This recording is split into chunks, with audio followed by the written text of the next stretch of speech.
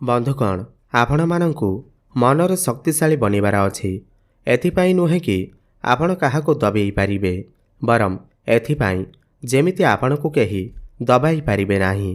ନମସ୍କାର ବନ୍ଧୁଗଣ, ଆପଣମାନଙ୍କୁ ଆମର ଏହି ଚ୍ୟାନେଲକୁ ସ୍ୱାଗତ। ଆଜିର ଏହି ଜ୍ୟୋତିଷ କାର୍ଯ୍ୟକ୍ରମ ସମସ୍ତ ବୃଷ ରାଶିର ବ୍ୟକ୍ତିବିଶେଷମାନଙ୍କ ପାଇଁ ବହୁତ ହିଁ ଅଧିକ ଖାସ୍ ଏବଂ ଗୁରୁତ୍ୱପୂର୍ଣ୍ଣ ଅଛି। କାହିଁକି ନା ବର୍ଷ 2026ର 11 ମାର୍ଚ୍ଚ 2026 ପରେ ମାନେ ହୋଲିର ତୁରନ୍ତ ପରେ ଆପଣମାନଙ୍କର ଜୀବନରେ ବହୁତ ବଡ଼ ପରିବର୍ତ୍ତନ ଆସିବା ପାଇଁ ଯାଉଅଛି। ଆପଣମାନଙ୍କର ଜୀବନରେ ଏମିତି କିଛି ବଡ଼ ଘଟଣା ଘଟିବ ଯାହା ଆପଣ ସ୍ୱପ୍ନରେ ସୁଦ୍ଧା କଳ୍ପନା ମଧ୍ୟ କରିନଥିବେ। ଆପଣମାନଙ୍କର ଜୀବନରେ ଏମିତି ସବୁ ଖୁସି ଆସିବାକୁ ଯାଉଅଛି ଯାହା ଆପଣ ଦୀର୍ଘଦିନ ଧରି ଆପଣଙ୍କର ମନ ଭିତରେ ଆଶା ରଖିଥିଲେ।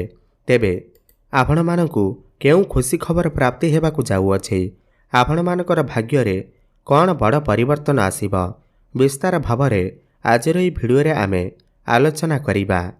ବର୍ଷ 2026ର 11 ମାର୍ଚ୍ଚ 2026କୁ ଦେବତାମାନଙ୍କର ଗୁରୁ ଦେବଗୁରୁ ବୃହସ୍ପତି ତାଙ୍କର ବକ୍ରି ଚଳନରୁ ମାର୍ଗୀ ଅବସ୍ଥାକୁ ଆସିବାକୁ ଯାଉଛନ୍ତି ଏବଂ ଜୁନ୍ ମାସ ପରେ ପୁରା 12 ବର୍ଷ ପରେ ଦେବଗୁରୁ ବୃହସ୍ପତି ତାଙ୍କର ଉଚ୍ଚ ରାଶିକୁ ଚଳନ କରିବେ ଏବଂ ଉଚ୍ଚସ୍ଥ ହେବେ, ଉଚ୍ଚ ଫଳ ପ୍ରଦାନ କରିବେ। ତ 11 ମାର୍ଚ୍ଚ 2026 ପରେ ମାନେ ହୋଲିର ତୁରନ୍ତ ପରେ ଆପଣମାନଙ୍କର ଜୀବନରେ କ'ଣ ବଡ଼ ପରିବର୍ତ୍ତନ ଆସିବ? କେଉଁ କେଉଁ ଦିଗରୁ ଆପଣଙ୍କୁ ବଡ଼ ଲାଭ ପ୍ରାପ୍ତି ହେବାକୁ ଯାଉଅଛି? କେଉଁ ଖୁସି ଖବର ଆପଣଙ୍କୁ ମିଳିବା ପାଇଁ ଯାଉଅଛି? ଆସନ୍ତୁ ଜାଣିବା। ଏହି କାର୍ଯ୍ୟକ୍ରମ ଆପଣଙ୍କର ଜନ୍ମ ରାଶି ଚନ୍ଦ୍ର ରାଶି ଉପରେ ଆଧାରିତ। ଆପଣଙ୍କର ଯଦି ବୃଷ ରାଶି ହୋଇଥାଏ, ଆପଣଙ୍କର ଯଦି ବୃଷ ଲଗ୍ନ ବି ହୋଇଥାଏ, ଆପଣ ଏହି ଭିଡ଼ିଓଟିକୁ ଦେଖିପାରିବେ। ତେବେ ଆସନ୍ତୁ ଜାଣିବା। ଏହା ପୂର୍ବରୁ ଯଦି ଆପଣଙ୍କର ବି ବୃଷ ରାଶି ହୋଇଥାଏ ଏବଂ ଆପଣ ବି ଈଶ୍ୱରଙ୍କୁ ସଚ୍ଚା ହୃଦୟରେ ଭକ୍ତି କରୁଥାନ୍ତି, ବିଶ୍ୱାସ କରୁଥାନ୍ତି, ତେବେ ଏହି ଭିଡ଼ିଓଟିକୁ ଲାଇକ୍ କରି କମେଣ୍ଟ ବକ୍ସରେ ଓମ୍ ନମଃ ଶିବାୟ, ହର ହର ମହାଦେବ ଅବଶ୍ୟ ଲେଖିଦିଅନ୍ତୁ। ଦେଖନ୍ତୁ, ବର୍ତ୍ତମାନ ଆପଣଙ୍କ ରାଶିଠାରୁ ଆପଣଙ୍କର ଦ୍ୱିତୀୟ ଭାବରେ ଦେବଗୁରୁ ବୃହସ୍ପତି ବିରାଜମାନ ଅଛନ୍ତି, ବକ୍ରି ଅବସ୍ଥାରେ ଅଛନ୍ତି। କିନ୍ତୁ 11 ମାର୍ଚ୍ଚ ଠାରୁ ଆପଣଙ୍କର ଦ୍ୱିତୀୟ ଭାବରେ ବୃହସ୍ପତି ମାର୍ଗୀ ଚଳନ କରିବେ ଏବଂ ଜୁନ୍ ମାସ ପରେ ଆପଣଙ୍କର ତୃତୀୟ ଭାବକୁ ଯାଇ ଉଚ୍ଚ ଫଳ ପ୍ରଦାନ କରିବେ, ମାନେ ଉଚ୍ଚସ୍ଥ ହେବେ। ବର୍ତ୍ତମାନ ଆପଣଙ୍କୁ ଶନିଙ୍କର ଫଳ ପ୍ରାପ୍ତି ହେବା ଆରମ୍ଭ ହୋଇଯିବ। କାହିଁକିନା ଶନି ଆପଣଙ୍କର ଭାଗ୍ୟ ଭାବ, କ୍ୟାରିୟର ଭାବର ଅଧିପତି ହୋଇକରି ଆପଣଙ୍କର ଏକାଦଶ ଭାବରେ ବିରାଜମାନ ଅଛନ୍ତି। କିନ୍ତୁ ଆପଣଙ୍କୁ ଧୀରେ ଧୀରେ ଫଳ ଦେଉଛନ୍ତି, କାରଣ ଶନି ହେଉଛନ୍ତି ଶନି ଆପଣଙ୍କୁ ଧୀରେ ଧୀରେ ଫଳ ଦେଇଥାନ୍ତି। କିନ୍ତୁ ଯେମିତି ହିଁ ବୃହସ୍ପତିଙ୍କର ଦୃଷ୍ଟି ଜୁନ୍ ମାସ ପରେ ଶନିଙ୍କ ଉପରେ ପଡ଼ିବ, ଯେମିତି ହିଁ ବୃହସ୍ପତି ଶନିଙ୍କୁ ଦେଖିବେ, ଆପଣଙ୍କୁ ଗୋଟିଏ କଥା କହୁଛେ, ଆପଣ ଲେଖିକି ରଖନ୍ତୁ। ଆପଣଙ୍କର ଯେଉଁ ବି କାମ, ଯେକୌଣସି ବି କାମ ଅଟକି ରହିଥିଲା, ଆପଣ ବହୁତ ଦିନ ଧରି ଆପଣଙ୍କର ମନ ଭିତରେ ଭାବୁଥିଲେ କି ଏହି କାମ ମୋର କେବେ ସମ୍ପୂର୍ଣ୍ଣ ହେବ, କୌଣସି ଜିନିଷର ଆପଣ ବହୁତ ଦିନ ଧରି ଅପେକ୍ଷାରେ ଥିଲେ, ଆପଣ ଲେଖିକି ରଖନ୍ତୁ। ନିଶ୍ଚିନ୍ତ ଭାବରେ 11 ମାର୍ଚ୍ଚ ପରେ ଆପଣଙ୍କର ସେହି ସବୁ ଇଚ୍ଛା ପୂର୍ଣ୍ଣ ହେବାକୁ ଯାଉଅଛି। ଆପଣଙ୍କର ସମସ୍ତ ଅଟକି ରହିଥିବା କାର୍ଯ୍ୟ ଚାଲୁ ହେବାକୁ ଲାଗିବ। ଆପଣଙ୍କୁ ସେହି ଖୁସି ଖବର ପ୍ରାପ୍ତି ହେବ ଆପଣ ଯାହା ସ୍ୱପ୍ନରେ ସୁଦ୍ଧା କଳ୍ପନା ମଧ୍ୟ କରିନଥିବେ। ଏହା ସହିତ 11 ମାର୍ଚ୍ଚକୁ ଯେତେବେଳେ ବୃହସ୍ପତି ଆପଣଙ୍କର ଦ୍ୱିତୀୟ ଭାବରେ ମାର୍ଗୀ ଚଳନ କରିବେ, ଆପଣ ଲେଖିକି ରଖନ୍ତୁ, ଆପଣଙ୍କର ଘର ପରିବାରରେ କିଛି ନା କିଛି ଖୁସି ଖବର ଆପଣଙ୍କୁ ନିଶ୍ଚିନ୍ତ ଭାବରେ ପ୍ରାପ୍ତି ହେବ। ଖୁସିର ମାହୋଲ ଲାଗି ରହିବ। 11 ମାର୍ଚ୍ଚରୁ ନେଇକରି ଅକ୍ଟୋବର ମାସ ଭିତରେ କିଛି ନା କିଛି ଖୁସି ଖବର ଅବଶ୍ୟ ପ୍ରାପ୍ତି ହେବ।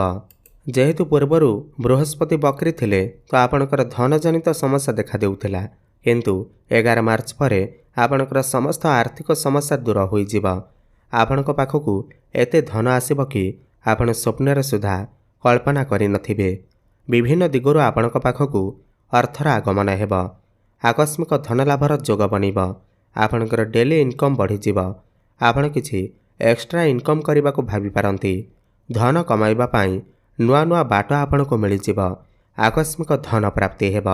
ଆପଣ ନିଜେ ଦେଖିବେ, ପୂର୍ବ ଅପେକ୍ଷା ଆପଣଙ୍କର ଆୟରେ ବୃଦ୍ଧି ଦେଖିବାକୁ ମିଳିବ ଏବଂ ବୃହସ୍ପତି ଆପଣଙ୍କର କର୍ମ ଭାବକୁ ଦୃଷ୍ଟି ଦେଉଛନ୍ତି, ତ କର୍ମକ୍ଷେତ୍ରରେ ଉନ୍ନତି ପ୍ରଗତି ଆସିବ। प्रमोशन जोग बनिब। बेरोजगार युवक युवती मानंकु जो व्यक्तिविशेष माने दीर्घ दिन धरी चाकरीर अपेक्षार थिले सेमानंकु नूतन कर्म प्राप्ति हेब। नूतन चाकरी प्राप्ति हेब। कर्मक्षेत्र रे ट्रांसफर होई पारे। केवल एतिकी नुहे, बृहस्पति जेतेबेले आपणकर तृतीय भाव को चलन करिवे, उच्चस्थ हेबे तो कर्म जीवन रे किछि ना किछि बड़ परिवर्तन अवश्य आसीब। प्रमोशन तो निश्चिंत भाव आसीब। कौनसी एमएनसी कंपनी जॉब ऑफर आसीपारे। कर्मक्षेत्र रे आपनको सम्मानित करा जाई पारे। तृतीय भाव जो माने ऑनलाइन रे काम करूछंती, डिजिटल मार्केटिंग रे काम करूछंती, फाइनेंस क्षेत्र रे अछंती, ट्रैवल एंड टूर रे अछंती, सेमानकु अत्यंत शुभफलर प्राप्ति हेब। एही समय सीमा मध्यरे आपण बहुत अधिक छोट मोट जगह को यात्रा करि पारंती।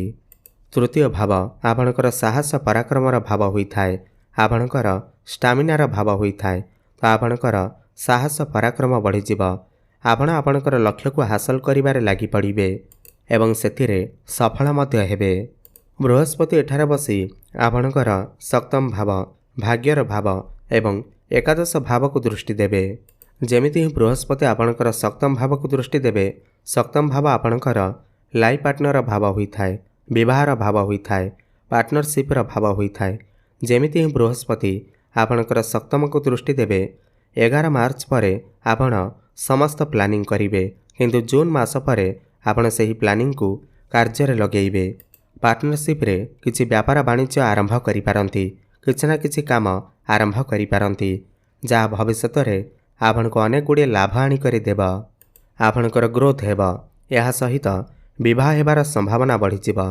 जो पिलामानकर विवाह होई नाही सेमानकर घर को विवाह प्रस्ताव मान आसीब एवं एही समय सीमा मध्यरे माने जून मासरु नै करी अक्टोबर नवेम्बर मास भितरे आपणकर विवाह मध्य होई जाई पारे। यह सहित वैवाहिक सुख आपनको प्राप्ति हेब। आपणकर लाइफ पार्टनर क्यारियर रे ग्रोथ आसीब। बृहस्पति आपणकर भाग्य भाव को देखिबे, माने भाग्य रे उन्नति आसीब। भाग्य बल रे आपण जो भी काम हाथ देबे सेथिरे आपनको सफलता प्राप्ति हेब। अटक रहितबा समस्त कार्य पुणी थरे चालू हेबाकु लागिब। आपण कोनसे धार्मिक स्थान को बा दूर स्थान को यात्रा करि पारंती। शिक्षा क्षेत्र रे मध्य उन्नति प्रगति करिवे। उच्च शिक्षा करने को बाहर को जाई पारंती। मनपसंदर कॉलेज रे आपणकर एडमिशन होई पारे। पौत्रिक संपत्ति आपण को किछि लाभ मध्य प्राप्ति होई पारे। आपण किछि भूमि, जमी, प्रॉपर्टी, नूतन जानवाहन क्रय करि पारंती। नूतन गृह मध्य निर्माण करि पारंती। आपणकर मन आध्यात्मिकता आड़क गति करिब। प्रेम जीवन रे मध्य सफलता प्राप्ति हेब। प्रेम जीवन रे लागि रहितिबा समस्त समस्यारू मुक्ति मिलिब। आपणकर भल पाइबा विवाहर रूप नहीं पारे। आपणकर जीवन रे केही नूतन पार्टनर आसी पारंती। सुखमय समय व्यतीत करिवे। आपण किछि नूतन कार्य बड़ कार्य आरंभ करि पारंती। नूतन इन्वेस्टमेंट करि पारंती। पूंजी निवेश करी लाभवान होई पारंती। आपण एही समय रे इन्वेस्टमेंट निश्चिंत भावरे करंतु, काहेकि ना एही समय आउ थरे केबे भी आसीब नाही। पुणी 12 वर्ष आपण को अपेक्षा करने को पड़ पारे। एवं बृहस्पति दृष्टि शनि उपर रहुअछि। 11 मार्च रु नहीं करी आपणकर अक्टोबर नवेम्बर मास भितरे आपण को प्रमोशन मिलिबा, कर्मक्षेत्र रे उन्नति मिलिबा, बड़ आर्थिक लाभ होई पारे। किछि खुशी खबर आपण को प्राप्ति होई पारे। सबुठार बड़ कथा यह अटे कि जो दंपति माने दीर्घ दिन धरी संतान सुखर वंचित थिले, संतानर कामना करुथिले, तो 11 मार्च रु नहीं करी आपणकर अक्टोबर नवेम्बर मास भितरे आपण को निश्चिंत भाव में संतान सुख प्राप्ति होई पारे।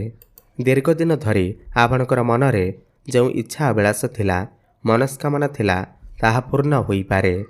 अधिक शुभफल प्राप्ति करिबा पाई आपण प्रत्येक दिन शुक्रंकर बीजमंत्र जप अवश्य करंतु।